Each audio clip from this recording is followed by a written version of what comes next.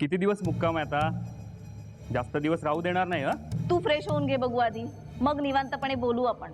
परांजप्यांना नकार द्यायचा नाही मी, असंच म्हणतेस ना तू? नाही देत नकार मी, आणि मी त्यांच्या मुलाशी लग्न करायला तयार आहे असं जर का त्यांना वाटलं तर या सगळ्याला जबाबदार तुम्ही दोघं असणार आहात.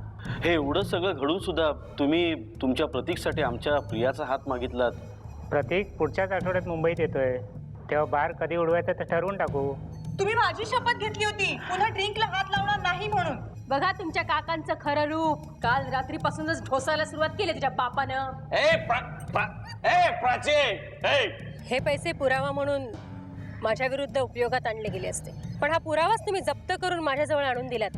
दिवसभर घराबाहेर असतो, तुमच्याकडे पैसे मागत नाही, माझ्याजवळून पैसे नेत नाही. मग खिशात पैसे नसताना हा मुलगा दिवसभर घराबाहेर काय करतो?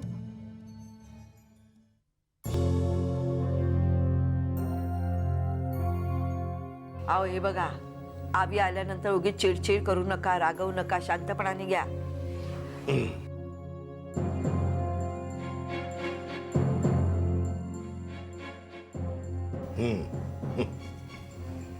काय अवी, सध्या काय चाललंय?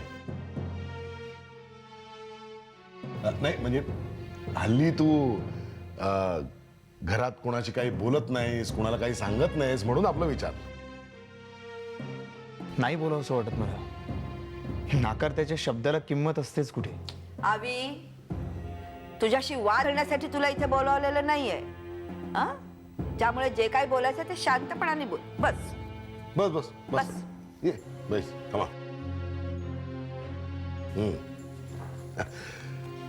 हे बघ अवी, झालं गेलं सगळं विसरून जा. हा म्हणजे मीही विसरलोय आणि तूही विसरून जा. पण आम्हाला असं म्हणायचं होतं की तू हल्ली खरंच घरात कोणाशी काही बोलत नाहीस, काही सांगत नाहीस. तू काय करतोस, कुठे असतोस, आणि मुख्य म्हणजे काहीही करायचं झालं तरी खिशात थोडेफार पैसे लागतातच नाही का? ते कुठनं आणतोस?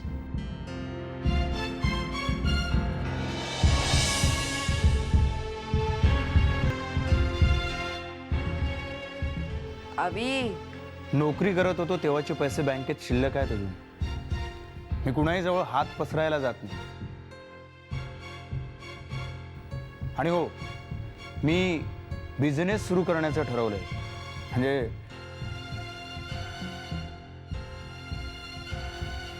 पोटासाठी साहेबांच्या लाताखात जगण्यापेक्षा स्वतःचा बिझनेस सुरू केलेला बरा.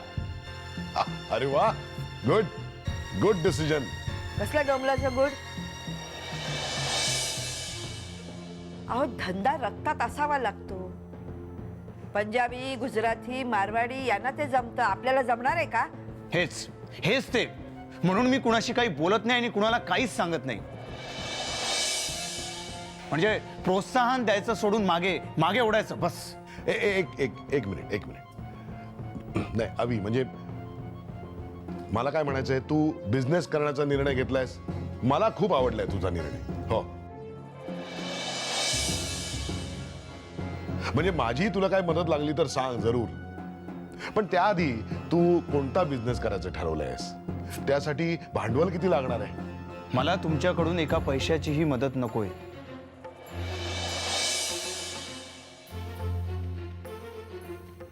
मी आणि माधुरी इंटेरियर डेकोरेशनचा बिझनेस सुरू करणार आहे. म्हणजे माधुरी स्वतः वास्तुविशारद आहे आणि ती स्वतःच साईड हँडल करणार आणि मी व्यवहार सांभाळणार.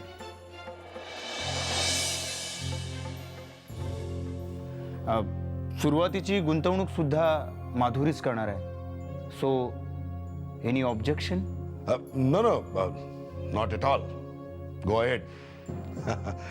म्हणजे तू आत्ताच असं म्हणालास की माझी आत्ता तुला कुठली मदत नको आहे, पण भविष्यात कुठली मदत लागली ना तरी निसंकोचपणानं सांग. आपलेपणानं सांग. अरे बाप आहे तुझा मी, नाही म्हणणार नाही. Go ahead and all the best. Thanks.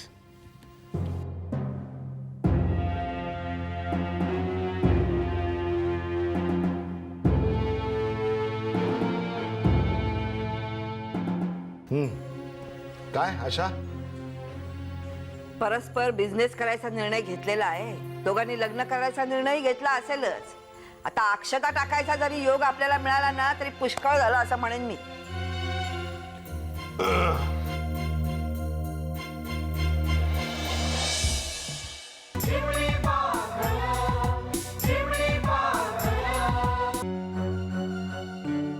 प्राचीची समाजसेवा शक्यच नाही. काहीतरी स्वार्थ असल्याशिवाय प्राची कोणाच्याही मदतीला जाणार नाही. शक्यच नाही.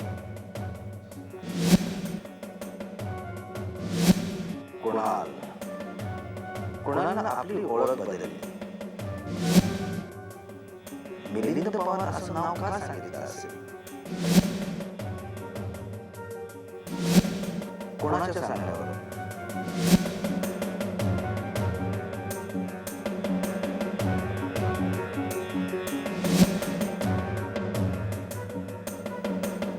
गडबड आहे. छडा लावलाच पाहिजे. छडा लावलाच पाहिजे.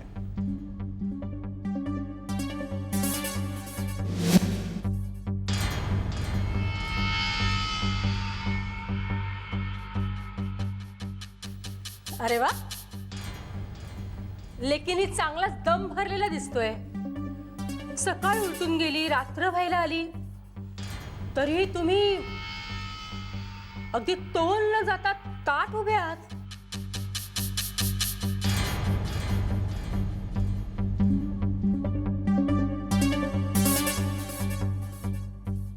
बेशुद्ध राहून मला छडा लावता येणार नाही.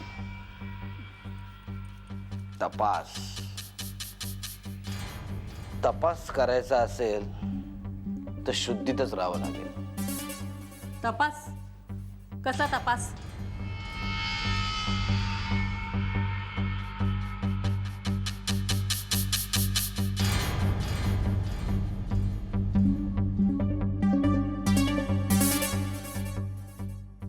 हा, हॅलो श्रीकांत, शरद, हे बघ, तू ताबडतोब माझ्या घरी ये. तुला काहीतरी सांगायचं आहे मला. कोण श्रीकांत? मित्र आहे माझा, ACP श्रीकांत महाडिक.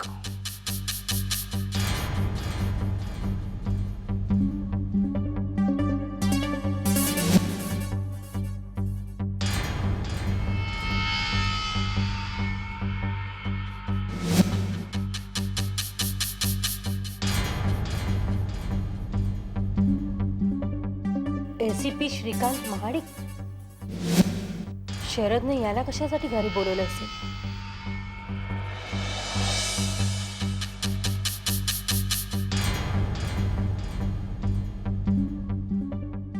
घ्या ना, चहा घ्या. थँक्स भोसले साहेब. भोसले साहेब?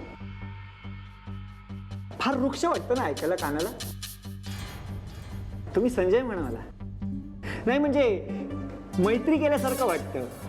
आणि एकदा का मैत्री झाली की मैत्री खातीर कोणतंही काम करायला सोपं जातं. बोला, काय काम काढलं? काम तसं महत्वाचं आहे. हा बोला ना. मी एका व्यक्तीला 2 लाख रुपये दिले आहेत. व्याजाने. आणि ती व्यक्ती तुम्हाला पैसे परत करत नाहीये. नाव पत्ता सांगा मला त्याचा. आत्ता उचलतो त्याला मी. नाही, हे प्रकरण जरा वेगळं आहे. म्हणजे रहस्य उलगडण्यापूर्वी त्यावर पांघरून घातलेलं बरं. सर्व गोष्टी इथं सांगण्यासारख्या नाही आहेत. आपण बाहेर भेटलो असतो तर बरं झालं असतं. चालेल.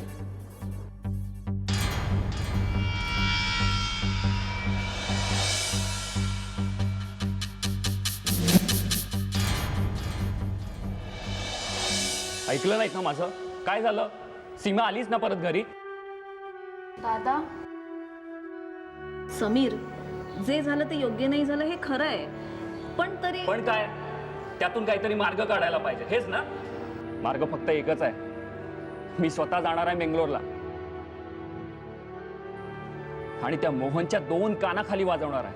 Cool down Sameer, please cool down. Cool down काय पप्पा, कूल डाऊन? अहो, पैसा काय झाडाला लागतो? तुम्ही तिथे बँकेत 10-10 तास काम करता आणि माझा तर काही कामाचा लिमिटच नाही. मेहनत करून पैसा कमवला आपण, तो काय मोहनच्या बोडक्यावर मारायला? 5 लाख रुपये हुंडा घेतलाय, वर बायको माहेरी निघून आली, याचा त्याला काहीच नाही. पैसा मिळाला ना, बस झालं. दादा, मी तिथेच राहायला हवी होती असं वाटतंय का तुला? मुळीच नाही. तू त्याला लाथ मारून आलीस ना, हेच उत्तम.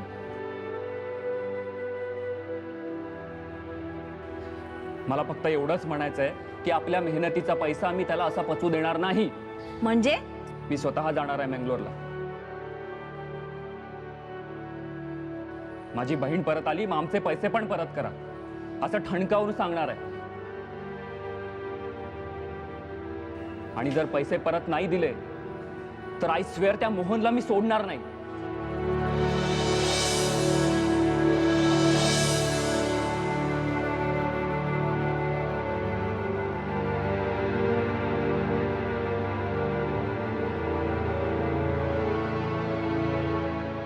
ठीक आहे, तुम्ही जा. नमस्कार भोसले साहेब. या ज्योती पंडित, या. मला ओळखलात? अहो, आम्ही पोलीसवाले. एकदा पाहिलेला चेहरा विसरत नाही. एकदा का नाव विचारलं की या डोक्यात फीड होतो. बसा. थँक्स. अशाही तुम्ही इथे चक्र फार मारले, त्यामुळे तुम्हाला मी विसरूच शकत नाही. चहा घेणार? No thanks. Okay. Jyoti madam, राहुलचा आम्ही तपास करण्याचा पूर्ण प्रयत्न केला आहे, पण काही धागेदोरे लागले नाहीत. ही आमची चूक किंवा ह्या केसकडे आम्ही गांभीर्याने लक्ष देत नाही असं समज करून घेऊ नका. तुम्ही प्रयत्न करताय हे मी मान्य करते, पण कारण ते नाहीये. अडचण ही आहे की राहुल कपड्याची बॅग घेऊन आणि स्वतःच्या कॉन्टॅक्ट नंबरची डायरी घेऊन बाहेर पडलेला आहे. त्यामुळे काही धागेदोरे लागत नाहीये. हो, याचाच अर्थ राहुलने स्वतःहून घर सोडलेलं आहे. हरवलेली माणसं आणि अपहरण झालेली माणसं यांचा शोध घेता येतो. काही ना काही धागेदोरे लागतातच हाती. पण जी व्यक्ती स्वतःहून घर सोडून गेलेली आहे अशांचा शोध घेणं म्हणजे अवघड असतं. मी समजू शकते, पण साहेब, महाडिक साहेबांनी बोलवलं. हा, आलोच मी. तुम्ही थांबताय की नाही? तुम्ही थांबाच, मी तुम्हाला काहीतरी समजावून सांगतो. आलोच मी.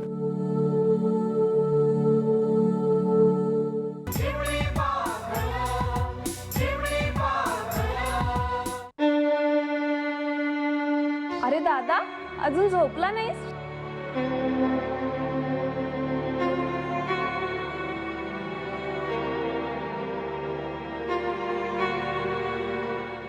अरे, तू काय एवढा वाईट वाटून घेतोस?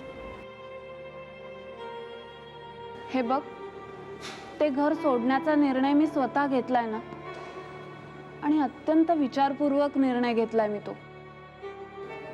हे बघ, एका स्वार्थी पुरुषाबरोबर नांदायला आपली बहीण नकार देते, यासाठी तुला समाधान वाटायला हवं, माझा अभिमान वाटायला हवा तुला, नाही का? हो, तेही खरंच आहे म्हणा. पण वाईट एका गोष्टीचं वाटतं की आम्ही तुझं ऐकलं नाही, हेच ना. जाऊ दे ना दादा, आपण कशाला विचार करायचा? अगं पण पुढे काय? पुढे हेच होईल जे माझ्या नशिबात लिहिलं असेल. नशीब, नशीब, भाग्य, नियती या गोष्टींवर माझा विश्वास नाही, तुला माहिती आहे ना. आज आपण जे करतो त्याचे दुष्यपरिणाम उद्या दिसतात आणि त्यालाच आपण नशीब म्हणतो. तुझंही तसंच झालंय. हे लग्न करू नकोस असं सांगत असतानाही तू लग्न केलंस आणि त्याच्याच परिणामाला आता तू नशीब म्हणतेस. हे बघ, तू सरगम मॅडमला कॉन्टॅक्ट केलास? तू विषय बदलायचा प्रयत्न करतेस. तसं समज. सरगम मॅडमला कॉन्टॅक्ट केलास का? मोहनशी कॉन्टॅक्ट झाल्याशिवाय मी आता इतर कुठल्याही गोष्टीत कॉन्सन्ट्रेशन करू शकणार नाही.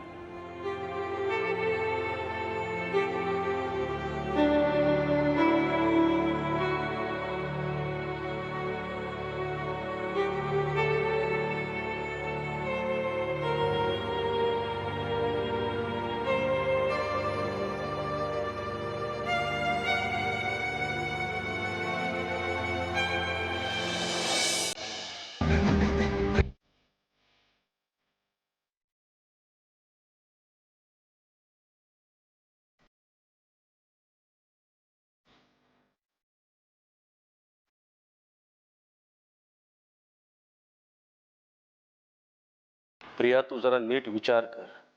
माधुरी आता आमच्या ऐकण्याच्या मनस्थितीत नाहीये. पण तू तरी निदान नीट विचार कर. आईवडिलांचं ऐकून वागणाऱ्या मुलांचं आयुष्यात भलंच होतं हे तू दाखवून दे. माधुरीला त्या अविनाश बरोबर लग्न करायचंय. पण मी खात्रीने सांगते, लग्न झाल्यानंतर महिना 2 महिन्यात माहेरी निघून येते की नाही बघ. मम्मा, हा तुझा शाप होता की नुसता अंदाज वर्तवलास?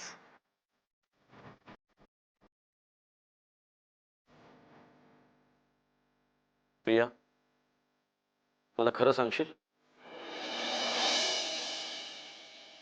तुझं बाहेर कुणा मुलावर प्रेम? कुणाल? नाही, त्याचा आणि माझा मुळीच कॉन्टॅक्ट नाहीये. मग आणखीन कुणी? नाही. अरे मग प्रॉब्लेम काय तुझा? प्रतीकचे फोटो तू पाहिले आहेस, चांगला देखणा मुलगा आहे तू, स्वतःचा बिझनेस आहे आणि सर्वात महत्वाचं म्हणजे सुपारीच्या खंडाचंही व्यसन नाहीये त्याला. नाही, त्याने आधी माधुरीला पसंत केलं होतं. ही गोष्ट म्हणे लग्नानंतरही तिच्या मनातनं जाणार नाही असं म्हणणं आहे तिचं. अरे वेडी आहेस का तू? एक वेळ माणूस पहिलं प्रेम कधीही विसरणार नाही हे मी मान्य करू शकतो. प्रतीकचं माधुरीवर काही प्रेम वगैरे नव्हतं. जर माधुरीचा विचार तो मनातून काढून टाकून तुझ्याबरोबर लग्न करायचं म्हणत असेल तर तुझ्या मनात माधुरीचा विचार यायलाच नकोय. त्यामुळे प्रिया, तू मनात कोणताही विचार न आणता प्रत्येकाला होकार दे. हे बघ प्रिया, माधुरीची चिंता आता आम्ही हयात असेपर्यंत आम्हाला सतावत राहणार आहे. किमान तुझ्या बाजूने तरी आम्हाला रिलॅक्स राहू दे प्लीज. पण पप्पा, प्रतीक माझ्यापेक्षा उंच आहे आणि वयानेही मोठा दिसतो. घ्या, आता हे आणखी नवीनच.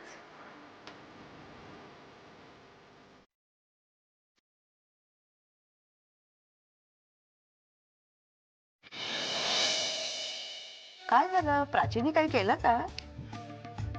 अच्छा, प्राची वहिनी किडनी रॅकेटमध्ये इन्व्हॉल्व आहे असा संशय आलेला आहे शरदला. काय? तुझ्या थोडी तरी लाज लज्जा असेल ना, तरी पुन्हा या घरात पाऊल नको ठेवू. चल जाऊ इकडनं प्लीज. या हातानेच तू माझी ओंजळ गेली होतीस ना, आणि आता याच हाताने तू माझा गळ्यात तू मला मार, तू मार आई मला प्लीज.